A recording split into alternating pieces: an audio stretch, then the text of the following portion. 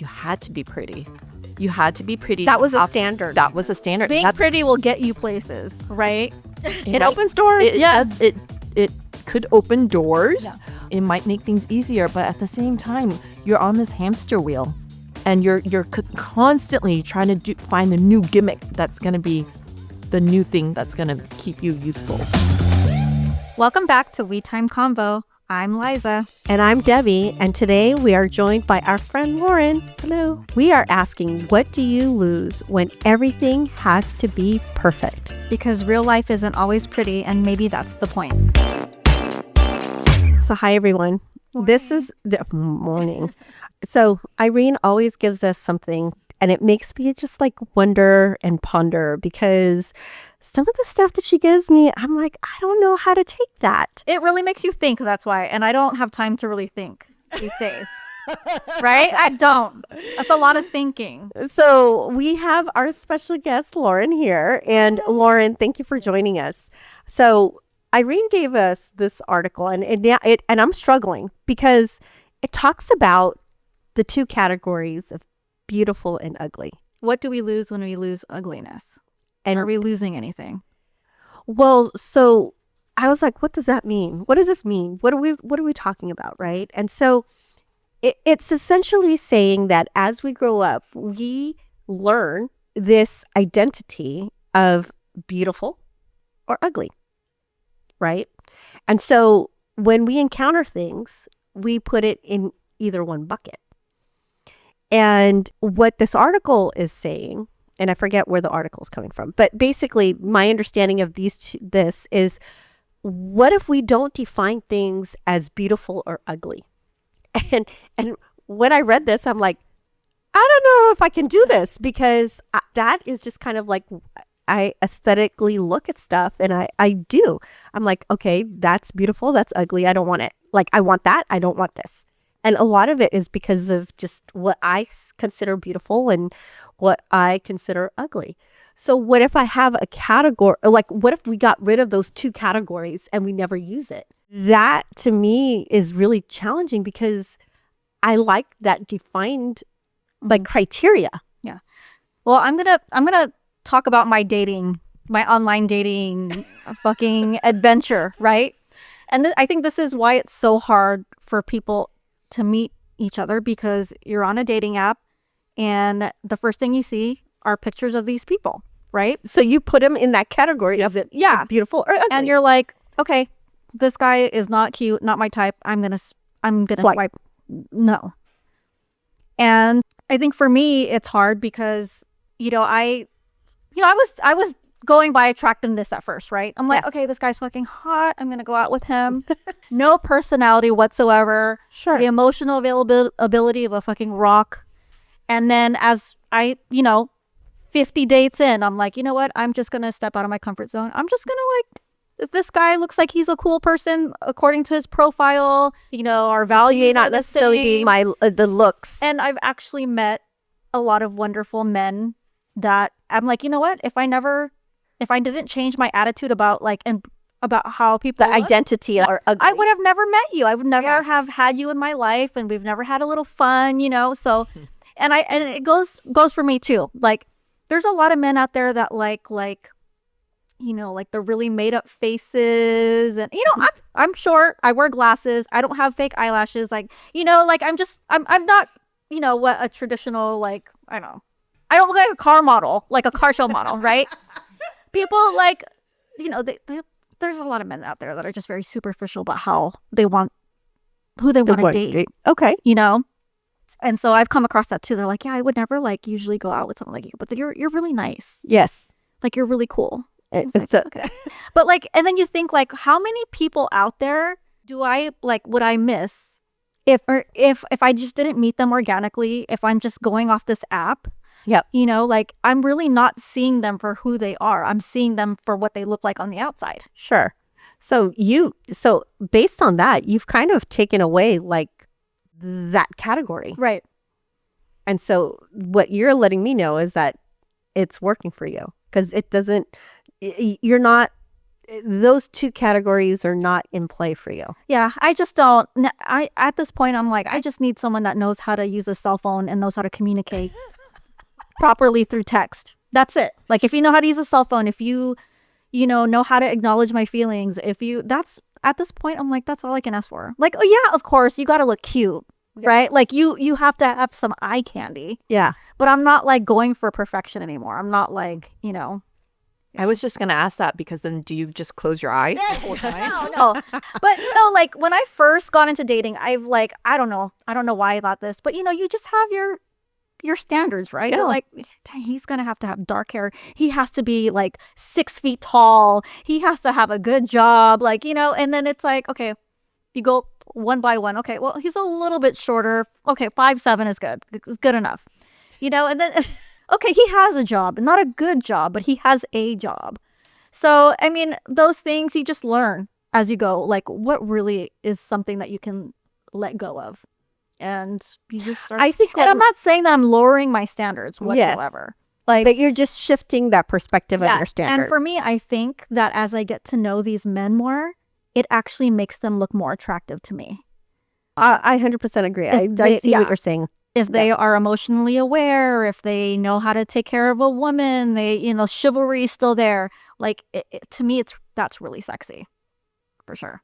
So Lauren, how does this go for you? This conversation's really hard, because I was just thinking about last night doing my red light therapy and my 20 different serums I was putting on my face to try to stay youthful. Yeah. Because I think in the article that we read, she was mentioning like growing up, she was told she was ugly. Yeah. Right. And I think coming from an Asian household, and if anyone's ever met my mom is a 74-year-old woman who looks really, really good because she really takes care of herself. And then because she takes really good care of herself, she expects everyone to take really good care of herself, of themselves. And so I think the way I grew up is you had to be pretty. You had to be pretty. That was a standard. That was a standard. Being pretty will get you places, right? It opens doors. Yes, it could open doors. Yeah.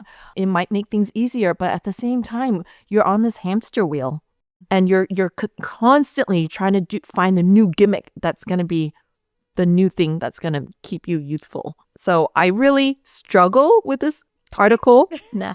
I don't leave the house if I'm not made up. Yeah. What do you mean you don't leave the house when you're not made up? What do you mean? Like, you always have to have some like makeup on your face. Okay, I take that back. The gym, I use a tinted moisturizer to cover some of the blemishes, but I have a pretty routine facial regimen. I try to look somewhat cute, make sure like my sports bra is matching my leggings, and then the socks. I don't typically like leave the house like not looking decent. Yeah. You're not gonna. You're being thoughtful. Yes, I'm being thoughtful, and I think it's because I don't want to say it's PTSD, but my mom is so harsh on the way I look. She expects me to look a certain way. I recall this, and I really remember this conversation. I think I was coming off from being sick, and I really wanted pho. I really wanted Vietnamese soup.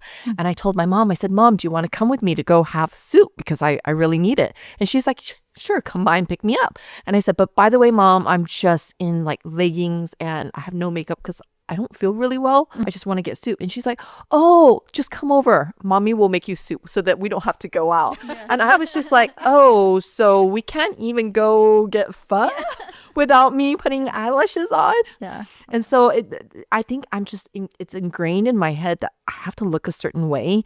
And it's hard to break through that stereotype that you've been ingrained all of these years. Right. So yeah, reading this article, Irene, was really hard for me. I'll tell you what, in my experience, I've been going out a lot with friends, and a lot of my girlfriends, we go out to the clubs, and again, like they're a lot of my friends we're all different. A lot of them like big ass boobs, fake eyelashes. They're beautiful, stunning, right? We're all the same age, and I'm over here looking like Velma from Scooby-Doo. Like, I have my short hair, I have my glasses, I'm not wearing like sexy clothes. Sure. Well, I'll tell you what, like, if I was up in there by myself, no one would pay attention to me. No one would want to buy me drinks. But when I go out with them, everyone buys all of us drinks because I'm with my friends, and it just makes me think like, wow, like, okay, like now I always go out with them because I'm not free drinks, you know? And it's like, it is true. Like, people see beauty and people pay attention to beauty. But like, at the same time, I'm like, hey, you know what? Like, you like these women, you like how they look. And I'm like, they could be very vanilla in bed. Yep. You don't know me. I could be a freak. And I probably am. And you won't know that because you don't pay attention. You don't give me the time of day, right? So are we saying that beauty does have power? It does. It does, because we have things now like social media. There's a lot of filtering going on. There's a lot going on. And I have a question for you because you have sons. If you had daughters, and like the way that you grew up, and one of them, say, maybe has like, her nose is too big and it really bothers you, and she wanted a nose job. Okay for it. Okay, you'd be okay with her At the age of 18. Yeah. Okay. So there is a moment where you do think, But that's just how Lauren grew. You know, like, Yeah, that's just, totally. yeah, that's just how she grew up. but so the article is really But about. you wouldn't try to tell her, like, you know, you're beautiful on the inside. You have a, you know, like, people shouldn't see you for your nose. I don't know. Because I don't have girls. I have boys. Yeah. I don't know. And I think my boys are cute. Yeah. Yeah. So I you don't. don't see that, like you haven't come across that kind of challenge. Exactly. Like I can give you an example. Like I have breast implants. Yeah. My mom took me. Yeah. And she was like, I should have paid for you to get tits a long time ago. I didn't get them until I was 26. Yeah. But she was like, oh my gosh, you look so much better with boobs. I should have gotten you boobs when you were 18. And I was like, oh, I could have had these a long time ago and someone paid for them. Yeah. But that's just the lifestyle that I grew up in. And that's all you know. That's all I know. Like, for me, I have 3 girls. I mean, I think it's just natural for, like, women or girls to not like something about yourself, you know? Yeah. Ava, like, she hates her nose. I think she's beautiful. Like, cause I'm biased because that's my daughter, right? Yes. But, you know, I told her, I'm like, I think you're beautiful. I think the right person is not going to give a shit about, like, your nose or whatever. But if it makes you feel better, to have that confidence, I'm totally okay with you getting a nose job. But really, really think about What that is. Someone out there is really going to see you for who you are. But again, I'd be totally okay with her altering her face if she wanted to. If she wanted to get a boob job, go for it. As long as it makes you feel good. Don't do it for anyone else. Do it for yourself. Totally. Yeah. That's a good point. Yeah. I mean, as I was reading through the article, it really is, her argument is about, the real goal isn't about redefining beauty, because I think as you grow up, you have an idea of what beauty is, but as you continue life, that gets redefined. Yes. Right. Mm-hmm. But her argument is not necessarily redefining beauty, but it's to reduce how much power beauty has in determining human value. So again, going back to, like, if you think your daughter's nose is beautiful, perfect. Yeah. But she doesn't. Mhm. You're basically saying from her, like, don't think that it isn't beautiful. But if you feel that you want it to look different, it has zero impact to the value you are. Of who you are on the inside. Yeah. Yes. Yeah. But I also feel like if it gives you confidence, that changes who you are on the inside as well. Well, like, I mean, not to pick a bit, Yeah. it's just recently I've been seeing her pop up in, IG is Kylie Jenner, right? Obviously, we all know that she's had cosmetic surgery and enhancements and things like that. She's beautiful. Like, what she's done to herself from where she was to where she is, she really enhanced herself very well. Yeah. Right? So I do think that in a certain way, she did kind of redefine her beauty. But I would imagine that also gave her confidence as well, right? Because there was reasons why she wanted to do certain things. Mhm. So to your point, it did kind of impact her from a confidence perspective, I would imagine, just in a lot of ways making her feel good about herself, right? So yeah, I guess. But if you go back, we never knew what Kylie Jenner looked like, and we just read her history and read what she did in life. Like, what would that make? Would anyone be interested in what she did if we took that beauty away, right? She's a business owner. Yes, created a lot of money for herself. Yep. But she did that simply because she's Kylie Jenner. Yeah. I would say Kris Jenner Yeah. would be the one that had the transformation. Yeah. I mean, she's got to be, I think, in her 70s. Oh, yeah. She looks And she looks wonderful. Whatever that Beverly Hills plastic surgeon did to her face and her neck, like, yes. Jennifer Lopez looks really good still. Oh, yeah. She's like 56 or something like that. Yeah. I mean, she looks amazing. Yeah.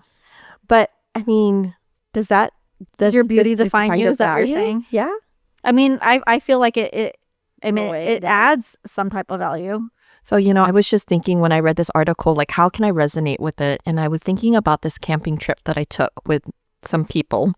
And one of the guys there is a really attractive guy, and he brought his girlfriend. And I saw his girlfriend, and I was like, oh, those two don't match. They don't Yeah. match. You got one really attractive guy and this really weird looking I girl. see that a lot too. Yeah. Okay. Really weird looking girl. And so, I'm drinking my seltzers. I'm having a grand time. And I was like, she's not attractive at all. And I might have voiced that out loud a couple times during this. I might have. I mean, but she wasn't like in the area that she could hear. Wow, she's like, the guy is really attractive. And it just didn't match. Yeah. But then as the evening went on and I chatted with her some more, I was like, gosh, her personality shines. Yeah. She is so bubbly. She's extroverted. She knows how to hold a conversation and she knows how to engage. And I was like, It's radiating, right? Yes. Like, yeah. I was like, stands out. oh my God, I want to be more like you. Yeah. Like, this is just so amazing. And in my head, I'm like, oh my God, I've become my mom where now I'm judging people on The way they look. they look.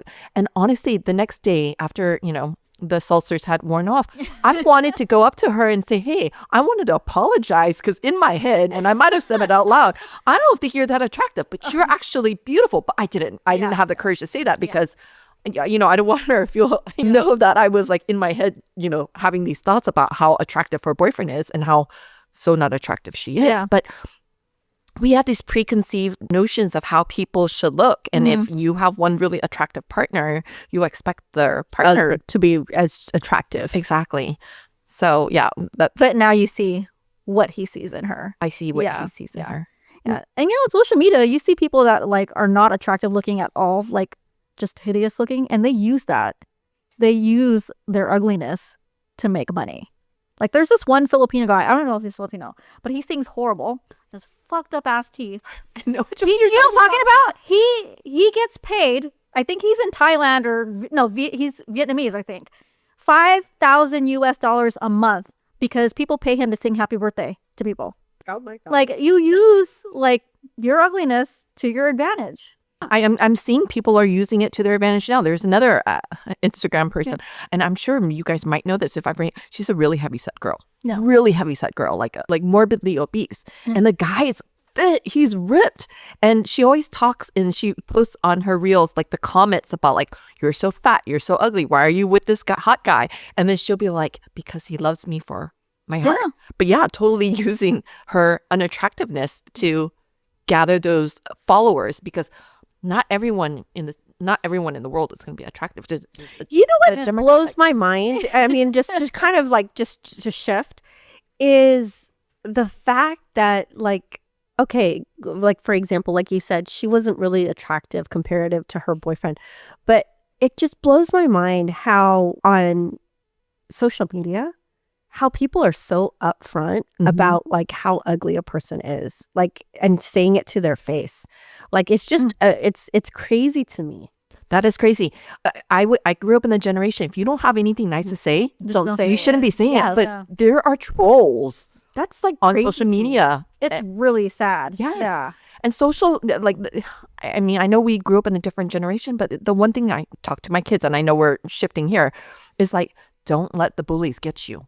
Yes. Don't let the bullies get you. Yes. Yes. Because I think that is just like, it's crazy to me how there's like zero filter. Like these are really mean comments. Like, sure, she's heavy. We all know she's heavy. Why would you ask her straight up, well, how could he be with you? Yeah.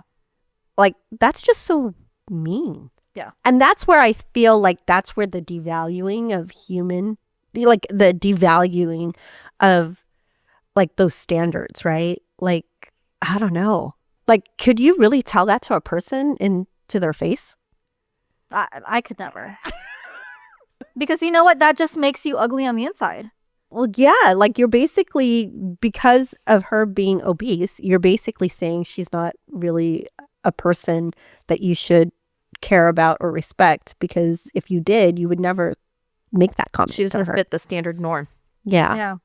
I don't know. I think to me, that's where social media really gets it wrong. Yeah. Because that's where, I mean, I think social media has a lot of great things about it. But when you no longer have a filter to hurt somebody's feelings, that's just messed up. Yeah. So, Totally fucked up. yeah. But it blows my mind how mean people can be on social media. Yeah. But I don't know. But yeah, I mean, beauty standards obviously evolve and change. But it is a great question, because do you equate beauty with value? I don't equate beauty with value, but I think it adds value. And I honestly, and I'm speaking the truth, that's just how life is. Like, that's just how it is now. Like, we've all lived up to the standard where like beauty gets you somewhere.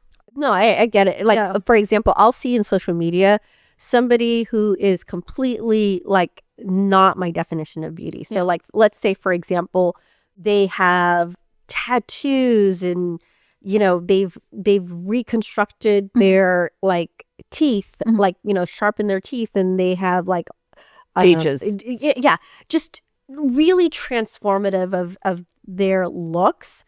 And to me, that is not beautiful. But to them, it's beautiful. Yeah. And so I think I've learned to say, you know what, that's not my cup of tea. But I now don't equate it to that person is less than somebody. Right. You know what I mean? So I think I've learned that. I think maybe when I was younger, I didn't know any better. And so I would probably look at that person and say, oh man, you probably have a fucked up like life, or what, like you're somewhere fucked up. And I think part of it is, I think I realized that everybody has a little bit of fucked up in them, regardless of the look, right? Yeah. And maybe that's like how you just grew up. But I think I've learned to be able to say, hey, you are not my ideal type of beauty, but that doesn't mean that I'm still judging you a certain way. And so I think that's a learned thing, and I think I try to practice it. Yeah. Because it is hard. Yeah. It right? totally Because is. you tend to like go back to like how you were brought up, but then you have to catch yourself. Totally. Yeah. So I don't know. This is really interesting. Yeah, it's very interesting. Because I do agree, it's really hard to get rid of the words beauty and ugly. Yeah. In our vocabulary. But I like the idea that we're now open to redefining what that is. Yeah. Because I think, 30 years ago, 40 years ago, everybody had this idea of what beauty and ugly was. And I would say now it's just such a variety, which is great. Yeah, I just don't like the word ugly. It just sounds, I don't know, ugly. I just say, he looks unique. Different. Yeah, Different. it's different characteristics. Yeah. But you just don't like the word ugly anymore. Yeah, it just, yeah. Yeah. Well, yeah. So, I mean, Irene always brings us these articles, and it just makes me like, I got to think about this one. Yeah. But I'm glad to say that, it's a practice thing. But I don't ever think that I can ever get away from beauty and ugly. Yeah. It just looks different. You might not say beauty and ugly. You might say beauty and unique. Yeah. Yeah. But unique. Thank you, Lauren.